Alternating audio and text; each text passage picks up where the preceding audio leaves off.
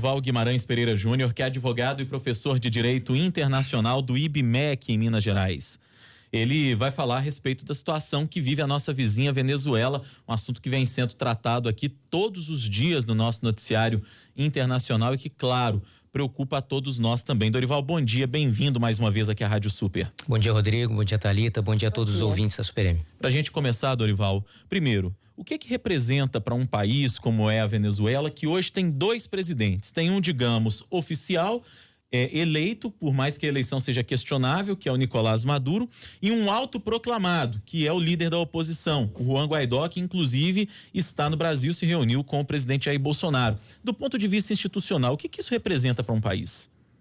Bom, Rodrigo, na verdade, institucionalmente, nos termos do direito, um país não pode ter dois chefes de Estado. Sim. Então, nós já estamos diante de uma dificuldade.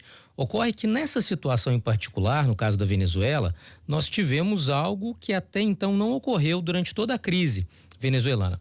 Um líder da oposição que consegue, num determinado momento, congregar todas as vertentes da oposição e ainda ter o reconhecimento internacional de boa parte da comunidade internacional.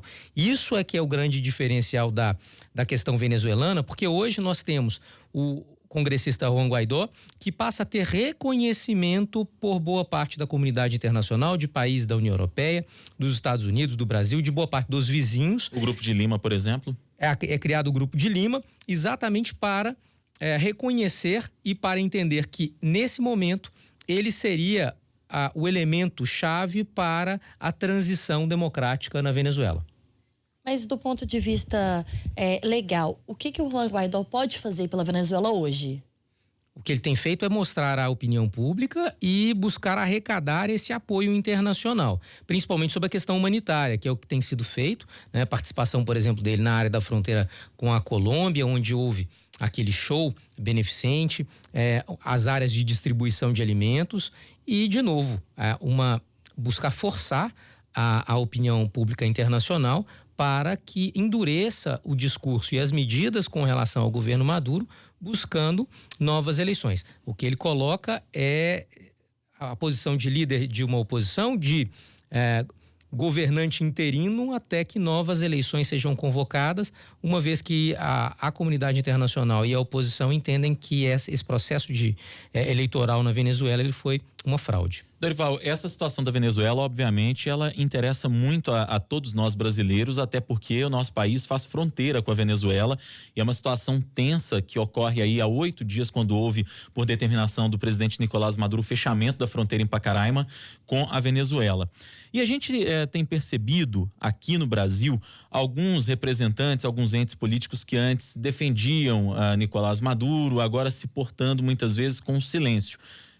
Representantes principalmente da esquerda no Brasil, que por muitas vezes defenderam a Venezuela, defenderam o governo chavista de Nicolás Maduro e que agora mudaram a postura. Eu percebi isso, por exemplo, em alguns representantes do PT, como o ex-ministro Fernando Haddad, que disputou a presidência da República no ano passado, que já fez uma reflexão diferente a respeito da situação na Venezuela.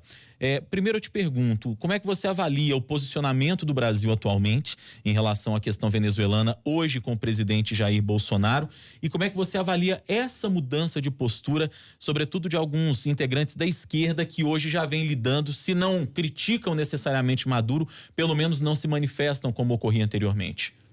Com relação, primeiramente, à posição do governo, ela é muito clara. A política externa brasileira do governo Bolsonaro, ela tem se pautado por uma questão de independência e principalmente de um deslocamento, um afastamento das decisões de caráter multilateral. Não que o Brasil tenha ou queira se afastar das organizações internacionais, mas ele busca tomar as decisões de forma particular, direta, sem que essas decisões sejam antecedidas por decisões de organismos internacionais. Com relação à Venezuela, especificamente, o Brasil tem participação ativa no Grupo de Lima e busca, junto aos seus vizinhos, tratar a questão como um problema regional, humanitário, que deve ser resolvido. Buscar a estabilidade da região passa a ser papel, e é papel do Brasil enquanto um dos líderes regionais, é responsabilidade, e ao que parece o governo tem assumido exatamente essa responsabilidade. Endurecer o discurso, embora a oposição muitas vezes diga que o Brasil tem adotado uma política com relação à Venezuela dura demais, o Brasil não é o estado da nossa região que tem a política mais dura com relação à Venezuela. Por exemplo, o Paraguai rompeu relações diplomáticas com a Venezuela, coisa que o Brasil não fez. Embora o Brasil já há um certo tempo não tenha um chefe de missão na qualidade de embaixador na Venezuela, isso não quer dizer que o Brasil seja aquele que mais endureça o seu discurso. Por outro lado, a questão da oposição, muitas vezes o que se coloca é que, primeiro, enquanto havia um alinhamento ideológico, eram parceiros. Depois, quando se percebe que a situação na Venezuela é insustentável, exatamente porque o que acontece, na verdade, não se dá para dizer mais que é uma questão de imperialismo norte-americano, que é uma questão ideológica. A Venezuela passa por uma grave crise econômica, social e humanitária, e isso é inegável. Já em setembro do ano passado, já havia uma resolução do Conselho das Nações Unidas, do Comitê para Direitos Humanos, que solicitava veementemente à Venezuela que abrisse as suas fronteiras para ajuda humanitária. Ou seja, um Estado que descumpre os compromissos internacionais e, mais do que isso, os compromissos com a sua população, não pode sofrer, não pode, na verdade, receber a imagem de legitimidade e não pode também ter apoio de quem quer que seja. O que parece é que agora, justamente porque a situação ficou óbvia demais, aquilo que já era visto há anos atrás, mas que hoje é óbvio demais, nem mesmo a oposição, nem mesmo os partidos de esquerda, embora alguns poucos ainda tenham uma coragem, eu digo ousadia, e mais do que isso, a falta de lucidez de se manifestar no sentido de apoiar um governo que é ditatorial e que ataca a sua própria população para se manter no poder. Dorival, nós vimos que uma das principais preocupações com essa fronteira fechada, né, da Venezuela com o Brasil, hoje completando 7 dias, uma das principais preocupações de Roraima, por exemplo, é em relação à energia que é produzida na Venezuela, a energia que é utilizada em Roraima. A gente recebeu uma mensagem de uma ouvinte, a Daimler Mendes. Ela está perguntando aqui: doutor, quais as principais reações e as principais consequências dessa fronteira fechada, além da questão da energia? Eu tenho parentes que moram em Roraima. Essa questão é extremamente importante, porque o fechamento da fronteira com a Venezuela, da parte do Brasil com a Venezuela, ele tem uma interferência direta no estado de Roraima e, em particular, na cidade de Pacaraima. Por exemplo, Thalita, há uma questão com relação aos combustíveis. Hoje, o município de Pacaraima não tem posto de gasolina. Ele não tem posto de gasolina porque, como o combustível é muito mais barato na Venezuela, e nós estamos falando de uma distância de 15 quilômetros, ninguém abastece em Pacaraima. Os habitantes de Pacaraima abastecem na Venezuela, em Santa Helena de Guairém, que é a cidade que faz fronteira. Então, isso já é um impacto direto. Como se vivessem 2 países, né? Já é um impacto direto, claro, para aquele município.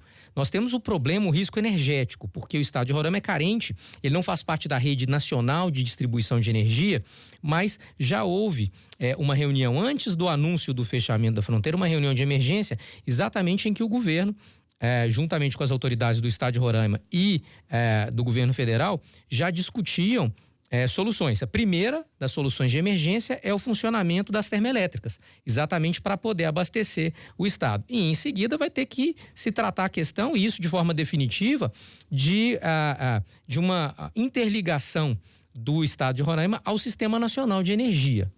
Outra questão há um prejuízo direto para o estado de Roraima e para Pacaraima. Na área da agricultura, por exemplo, os fertilizantes normalmente são adquiridos na Venezuela. Agora, do outro lado, nós temos um problema grave, né? Que é a falta de alimentos. Mesmo os quartéis, ou seja, muito provavelmente os militares venezuelanos que estão próximos à fronteira com o Brasil estão passando dificuldade de abastecimento, porque normalmente, né, grãos, frango e outros itens da cesta básica que vão inclusive abastecer os membros das Forças Armadas da Venezuela que estão próximos à área da fronteira vêm do Brasil. Existe, na sua opinião, o risco de um conflito armado, como muita gente teme?